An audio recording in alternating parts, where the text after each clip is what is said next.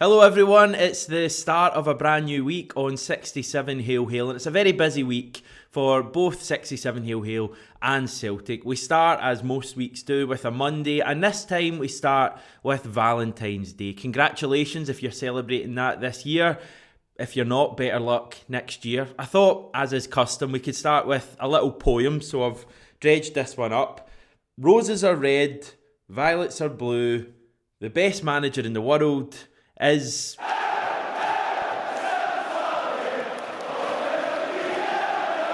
Hopefully you got the right answer there. Now, we're going to move back to serious matters, footballing matters, that's why you're tuned into the channel, and chat about yesterday's 4-0 victory over Raith Rovers. Now, we did cover most of the post-match chat on the reaction last night with Ryan McGinley from the wonderful Babbity Bowster. I say we covered most of the chat because we did forget to mention possibly the best moment in the match, certainly in terms of goalmouth action, and that was Liam Scales' emphatic 25, maybe even 30-yard strike that opened the scoring. Somehow we forgot to mention that, so I just thought I would amend that here and now. I'm not going to spend too much time actually chatting about the game because it's just one you tick off and move on, and we've certainly got bigger fish to fry, I think, in the coming weeks, with all due respect to John McGlynn's side. Now, the highly anticipated event last night was Christopher Julian's tweet. We know he loves a tweet, we know he loves a hashtag, more on that in a second, and everyone, okay, maybe just me, was refreshing their Twitter feed in the hope that we would get the tweet from Christopher Julian, and it did arrive last night. This is what he said after his first game in so long. 409 days since the last time I was subbed in paradise. It's been a very challenging time in my life. I thought about all the people that helped me through this journey, especially my family and friends. Thankful to be part of such a club and feeling all the love from the best supporters. Now, let's go. Hashtag hoops upside your head. Hashtag come on you boys in green. Hashtag goosebumps. Oh, it is wonderful to have Christopher Julian back, and hopefully it's not another 409 days before we next see him. Now, another big talking point from yesterday's game on social media last night was Ange's Gordon Ramsay moment. You know the one I'm chatting about, the bit where either Nir Beaton or Stephen Welsh, or both, got some gentle encouragement. Days like this, they need everything to go their way.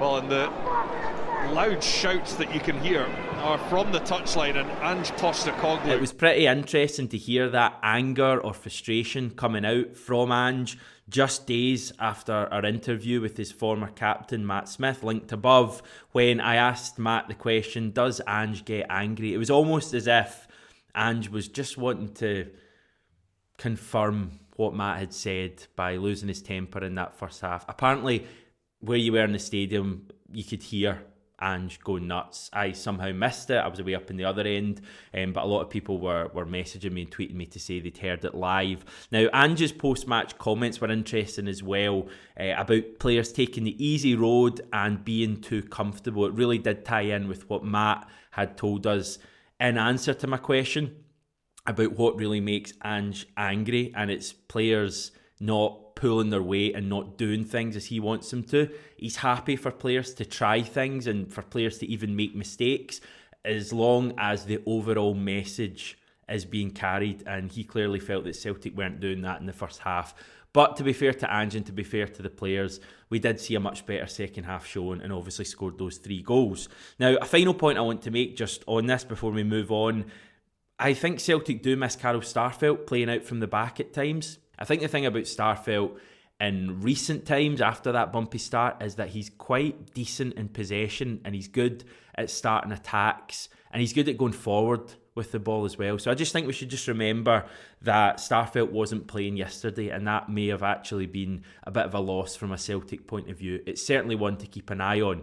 Now, just rounding off the cup stuff, the draw for the quarter-final, or the last 8 of the Scottish Cup, is this evening on the BBC Scotland channel, right after the final tie of the previous round, Peterhead versus Dundee. These are the sides that Celtic can face in the draw tonight. So as you can see, there's a really good chance that it will be an all Premiership lineup if Dundee beat Peterhead tonight. A home tie would be ideal. The matches are scheduled for the second weekend in March. They could be sandwiched by the last 16 round of the Conference League should we get past Bodo Glimt. And just in regards to the game against the Norwegian champions, we will have plenty of previewing to do on that match. A wee sneak peek, but this week is jam-packed with content.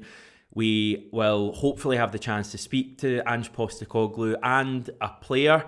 We are rotated in to be part of the main press conference ahead of the Bodo Glimt game. We're getting our chance. And also Celtic emailed earlier to say that there will be a Matt O'Reilly fan media conference scheduled for tomorrow. So you'll have plenty of content coming, hoping to get someone on from a Bodo Glimt standpoint as well to give a bit of insight on them. Exciting times on the channel then. Don't forget to give us a sub as we go for 26,000 subs and beyond. We may even be there by the time you're watching this video. Now, a couple of wee things I want to touch on just before we go. Ange did speak to friend of 67 Hail Hail Vince Rigari as well as Mark Bosnich and Craig Foster for the Aussie show Stan Sport FC earlier today. You've probably seen these clips going around on social media.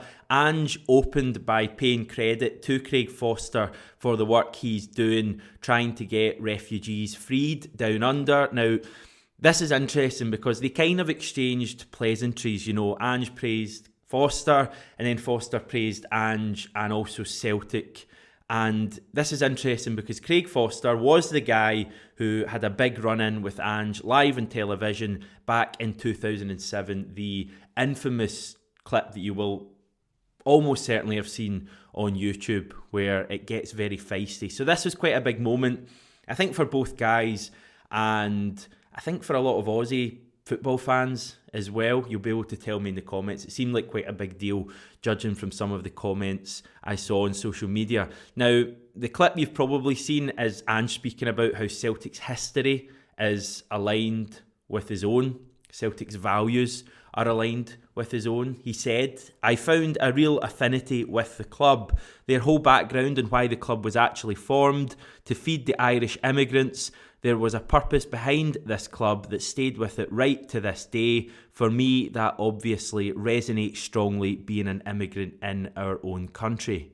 So great stuff from Ange. Once again, he just strikes the right note. And once again, when you listen to him, it's genuine. We have had managers in the past who have said this stuff and they've got a good reaction from it, but you've always wondered whether they were just playing to the gallery.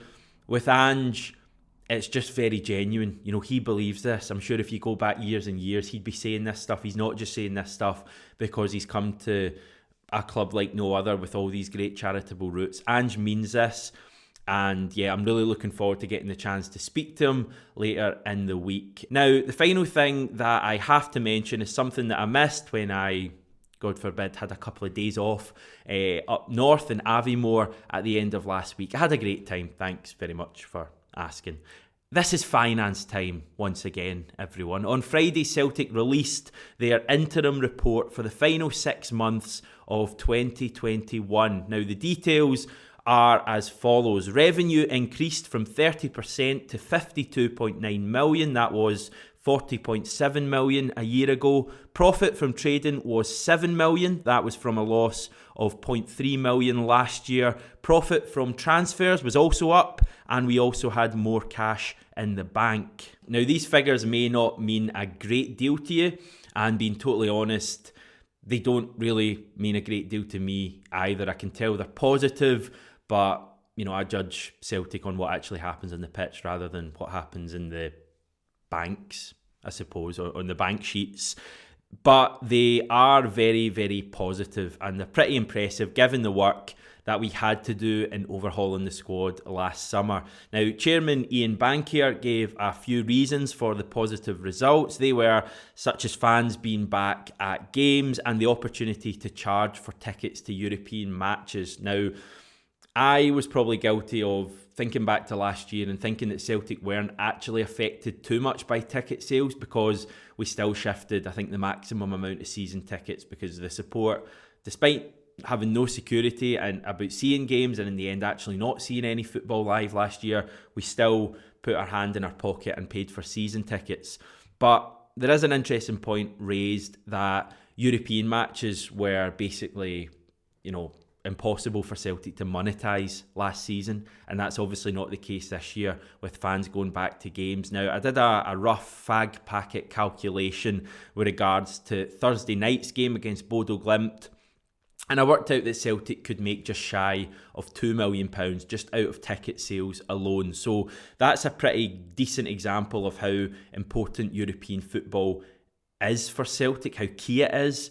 Even when it's not in the Champions League, we can still charge decent prices, and the Celtic support they're obsessed with Celtic in general and with this team, but European football just seems to be huge. I mean, we sell out virtually every European game now. Thursday night, Bodo Glimt aren't the most glamorous name in European football. They're a Scandinavian side who a lot of people probably wouldn't even have heard of a couple of years ago, but Celtic Park will still be pretty full. Almost full. It might even sell out before Thursday night, and that's just an example, even in the third tier of European club competition, how important European football is to Celtic. The third reason that Bankier gave was the sales of the likes of Christopher Ayer and Odsonne Edouard. My conclusion on these finances, we may do a kind of deeper dive at some stage, get an expert on, but it's exciting to see everything just kind of falling together for Celtic. We've got a really vibrant side led by an excellent manager who is, in my opinion, only going to take us, up the levels. We've got an engaged support. The support is just so behind this team, as I just touched on, more than we have been in a good few years, if not longer. And finally, the things seem to be taking kind of care of themselves off the pitch as well. The finances are good, and there's scope for further rebuilding and replenishing the squad as well. So as always, the final part of that, the off-field stuff, is down to the support, because we're the ones who have a lot of the power, almost all of the power at the club. We actually have more power than we know and that we probably utilise. If you look at a lot of clubs in bigger European leagues, they don't have nearly as much power because the vast majority of revenue from clubs down south, for example, comes from television. Celtic's main financial driver is still and will remain the support for a long time. So maybe we just need to remember how important we are to this club. Finally, before I go, something I wanted to mention yesterday. Well done to the Celtic women's team who joined their male counterparts in beating Rangers in February. This was a tighter game. They won it 2-1 in the last 16 of the Scottish Cup through goals from Clarissa Larisey and Chloe Craig. So great stuff for Fran Alonso's side. We are back tomorrow with Jackie McNamara. Speak to you then.